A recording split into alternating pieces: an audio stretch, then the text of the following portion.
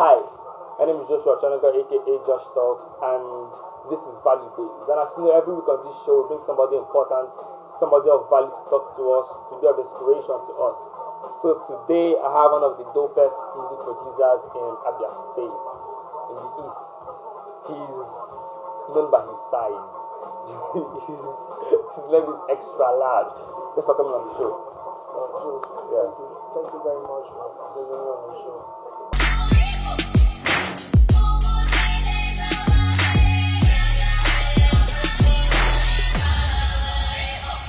Now, tell us a little bit about yourself. I don't know. I'm just, I'm just a normal person. Okay, I'm just a normal person. I'm Xra Large by name. Okay, I'm a music producer. I'm an entertainer. I'm an artist. Okay. I love music. I write for music, so I think that's all I have to say. Okay. I'm also down for anything good that will bring the money. Okay. Now, how did you form the name Xra Large? Like, is that your real name, like birth name? You can't be my birth name. So how did you come I about? don't know. Coming into the business, coming into the game, we wanted a name, that could relate to people and also, be user friendly.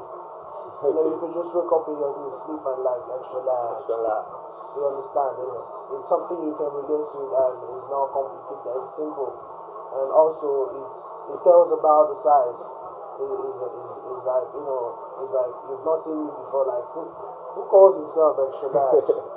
And it gives you this expectation about meeting the Xra Large. Yeah. So that's just the concept behind the name. Okay. Xra Large. Yeah. So what's your real name? My names are Ibonyeku Uzoho Onel. Okay. Those are my real names. Alright. Now, when did your interest in music start? My interest in music, it predates back to my childhood, but I grew up in a family where, I grew up in an academic family, so they all believe that you have to go to school, maybe get a civil service job, or maybe, get a job or something like, what parents tell their children to do these days. So I was also, would I say, victim to such upbringing. But it got to a point in my life. I think I was in college then. I got tired of the whole thing, and it was obvious that, man, good, you might pass your exams, but that is just because you read. Yeah. Exam is just you read, you pass. It's garbage in, garbage out. It's not really a true test of knowledge. As long as you read, you pass. So I got to the point I was tired, and I decided to jump out of that thing and go chase, my passion. So I think I was in my 14th in university when I finally decided to go fully into music. So I was rapping then, that was like 2009, 2010. So 2009, 2010, 2011. So I was rapping there, So most times when I speak, I say like, man, you're good, man. And go record this thing. I was like, you guys should stop playing on me. So I decided, okay, let's give it a try. So I started. Met some people, met some people, they were, but the sound I have in my head, none of the people around here could interpret them. It was really difficult, When I go to the studio, I meet people like, make me a beat, and the kind of beat they make for me, they don't really interpret my sound. Sometimes I go to the studio, I start telling the producer, what to do. Get this, get that, get this, get that. So they really interpreted. I said, okay, maybe I should do this thing, I decided, okay, let me enroll maybe in a music school or something. So I started, learning to produce. It wasn't easy because I didn't have any early age introduction to music. I just started learning. Most musicians, they tell you they start from the church. I didn't start anywhere. I went to music school. I learned to play the keyboard.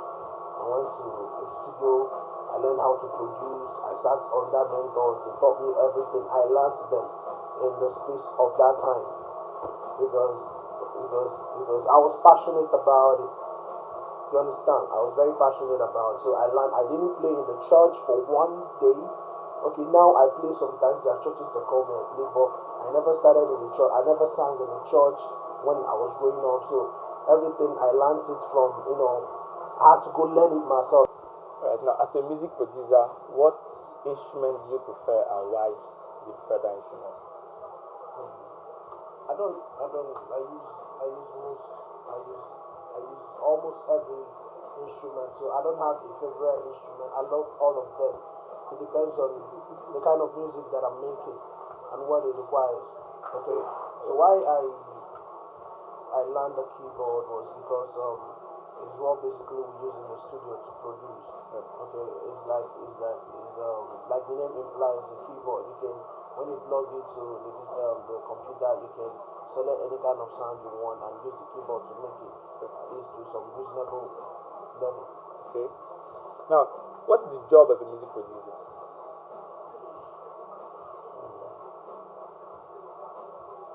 I don't know how much time you guys have on the show. We have time. Okay. I just want to run you down a little on this history. Okay. Back before the digital recording system, those days we record analog. We record live. The music producer is somebody who you go to meet. Then you don't have. He's the one that brings the whole band together. Okay, he's the one that sorts for the guitarist. He's the one that sorts for the drummer. He's the one that sorts for the bassist. The horns. All kind of instruments used in the analog recording. Then, so when digital recording started, the job started being less, because now then for me to produce, for you to make a song, you just have to bring a whole lot of band together, bring a whole lot of people together. But now I could just stay in my own convenience on my bed and make something that you see like wow. So their job started reducing.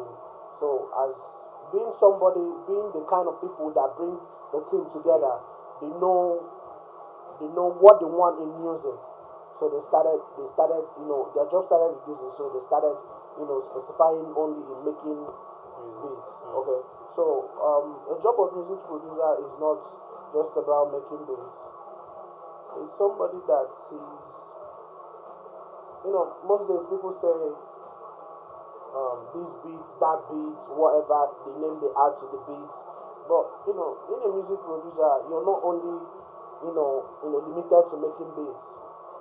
I tell people that the most important part of music is recording. You understand? Like the Ojo Eleba beat, you understand, that was produced by Legendary Beats. You understand? Would have just been an ordinary beat without whiskey vocals on it. You understand? The beat is just, to me, beat is a mere timing. You understand? What people listen to is the resonance on the vocals. Because the vocals is what makes difference between this beat and other beat. You understand? I know a lot of people have done so much cover, or what I say, cover. That's what they call it these days. Or mixtapes on Ojo Eleba beat. But the difference is that this voice, this vocal is Wizkid's vocal. You understand? This vocal is Drake's vocal. This vocal is Sugarman's vocal. This vocal is Johnny Black's vocal. This vocal is Zeke's vocal. That's the difference. So I tell people, okay, Nas did a song. He said, "All I need is one mic, so that I can speak. I can speak my voice to the world." So he did an ad lib on that song. He said, "Fuck the cars, the juries. I just need a one mic so that I can speak my voice to the world." Because he understands that the vocal is the most important thing. Okay, the vocal is the most important thing. So the beat is the main timing. The beat is just kung kung kung kung back back back back. You understand? People make a cappella song and it sounds so good. You understand? I'm not trying to say the beat is not important, but we tend to overrate the power of the beat. It's being overrated these days. I think the job of a music producer is to guide the artist to be able to combine the beats and the vocal to produce a perfect music. Okay. Thank you. Right. Now, what elements do you think an artist needs to be successful in music, like in a music career? Some of us enter into the music career. What elements does person need to actually be successful? Flexibility. How? Being flexible. You see a lot of people, they say this is my pattern. You understand? Mm-hmm. As a musician, you don't have to be limited to a type of song. This is my pattern. You understand? This is my pattern. They just stick to it. Music is something that have life. It evolves, it grows. You understand? For you to able to remain relevant in the business, you must have this flexibility. You understand? To see new thing and be able to do it. You understand? You won't say, okay, I remember 80s. I used to hear 80s songs. I wasn't born then. I used to hear their song when they rap like one like, I am going, I am coming, you see me, you better run. It was beautiful those days. But you can't rap like that now. Okay, you can't rap like that now. You understand? Rap changes, from it's now trap. Okay, so you have to be flexible to be able to meet up with what is coming on. Yeah. Right now, of the artists you have worked with, how many of them are able to match what is done in the studio with the live performance? Like we have heard so many artists, we've heard their songs, and then we watch them live, and there is a whole lot of difference from what was done in the studio with the live something. So, is it a norm? Is it how it's supposed to be, or is it possible for them to actually perform almost as much as what was done in the studio? It depends on the area you're going to. Lady Gaga is not an excellent singer. Okay. But when you meet her on stage, she's electrifying. Okay. It depends on the aspect. If I'm going to see a musician, I'm going there to be entertained. I'm not going to check how good you can sing, because it doesn't matter how good you can sing. You sing guys who sing in choir, they have excellent voice, but they can't make hit songs. So it takes more than knowing how to sing, to entertain your fan. It takes knowing how to sing to make a hit song. So I'm going to watch that person who made that hit song I heard on the radio. Okay. So I'm not going to check if he sings on an F key, or he sings on a C key, or he sings high or he sings low. Okay. So I'm not really looking at that. That is not my area. I believe if you have the ability to make hit song, you're a good artist. That is what I believe. Okay. Now, how has social media influenced the music business? Social media really, really, really helped out this entertainment, the music. Social media helped the music a lot. The Facebook, the Twitter, the Instagram, it has helped the music business a lot. There's this picture I posted on the Facebook last month. I was in the market playing with my keyboard and my laptop playing, that was a picture. Like it's like I was producing in the market. Yeah. That's the concept. So what I was trying to interpret in that picture was, I don't listen to distraction. I'm about my music. That was the image I was trying to present. So I sponsored that post on Facebook, and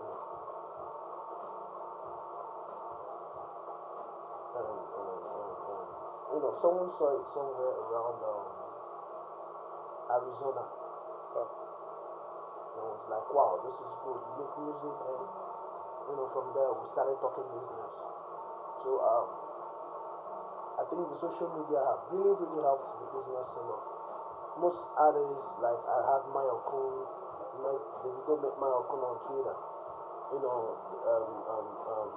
Ricardo Banks, Don Jazzy met him on Twitter. So I think social media has done a lot for music and music business, a whole lot. Okay. Now, how do musicians, artists, how do they make money? Like, where I'm coming from is the angle of CDs, selling of CDs. Now, where people prefer to download songs for free online, the CD business, like, is it still moving? Now, people would rather download the CD track online than to buy the CD. People still buy CDs. Okay. People still buy CDs. A whole lot of people still buy CDs. But it's no more how it used to be. Like, 15 years ago, 10 years ago. It wasn't like that. I know people still buy CDs. Now you don't still buy CDs. Now you don't have to go print it and put it in market and somebody. I know some artists, they have like 7 tracks, they put up an EP, they carry their CD on their hand. When they see, hey bros, help me. Sometimes you get 500, 1,000, 200, what's come to us and all the rest. But the main market is, in the internet. Yeah. You have digital stores, like the iTunes, the Amazon, the Jay-Z Style Down, and 45, and a whole lot of them. I think that's where it is. So, you can put your songs there, and if it's good, it gets good downloads. If it's well publicized, you get downloads, and the money comes to you. Okay. So apart from that, how do they make money? How does artists, music producers, how do you guys make money? Music producers, when you come to the studio to produce, we charge you and we make songs for you. It's no more as lucrative as it used to be. Because a whole lot of people are into it now, and there's a competition. It's a competitive market now. So people tend to go for the higher producers and all the rest. But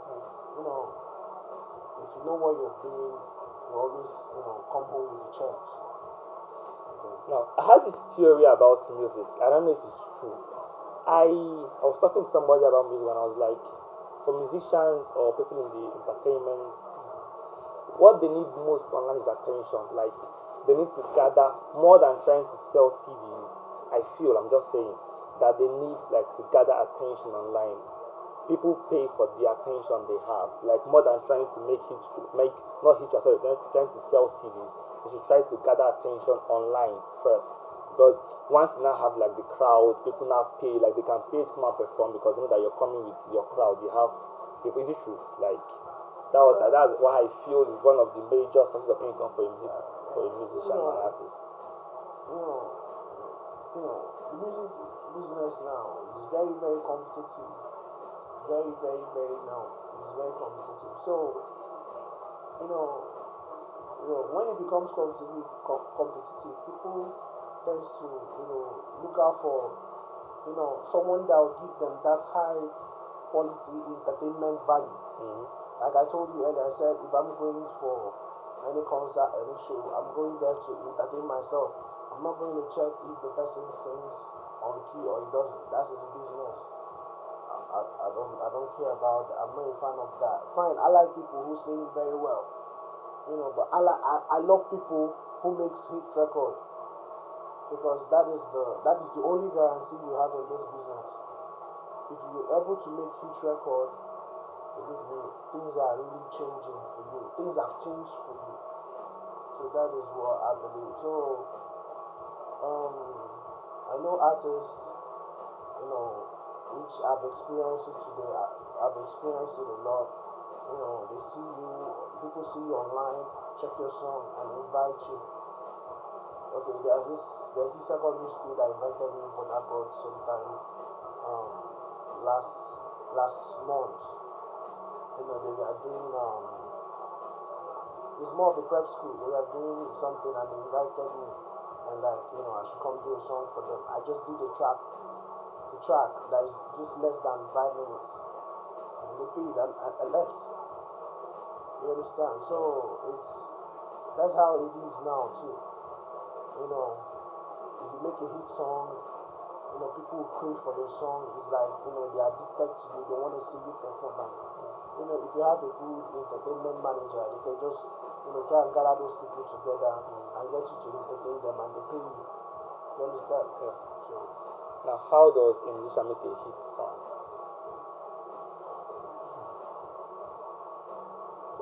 There is no formula to a hit song. There is no formula to, there is a conscious art. It's not a fluke. You understand? Because if you check out the people who have been making hits for the past 5 years, they are still making hits. So it's to tell you that it's not a fluke.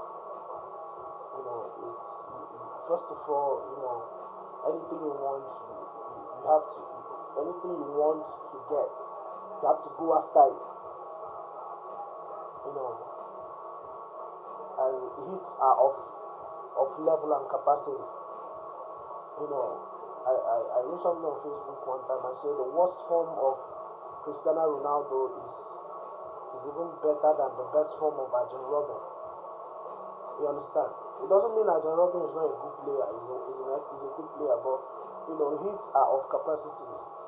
The level at which I operate can determine the kind of song. At least I've done a song that is 2/3 of Abba could recognize it. Xra